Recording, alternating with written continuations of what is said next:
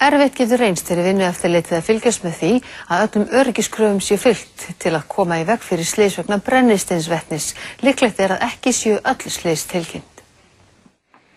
Brennisteinsvetni til dæmis að finna í gufu á háhitasvæðum, í geymslum, í töngum skipa og í sorp- og mykjutöngum, svo eitthvað sé nefnt. Samkvæmt gagnasafni Vinnueftirlitsins eru skráð 8 slys á síðustu 7 árum þar sem brennisteinsvetni líkleg orsök.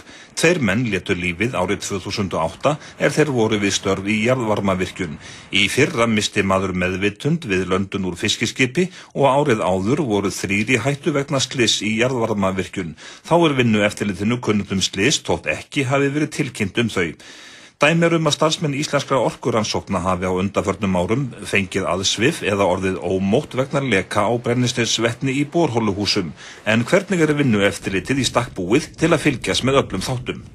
Það mjög erfitt vegna þess að þetta það margir staðir og það eru fáir í eftirlitinu hjá Vinnueftirlitinu.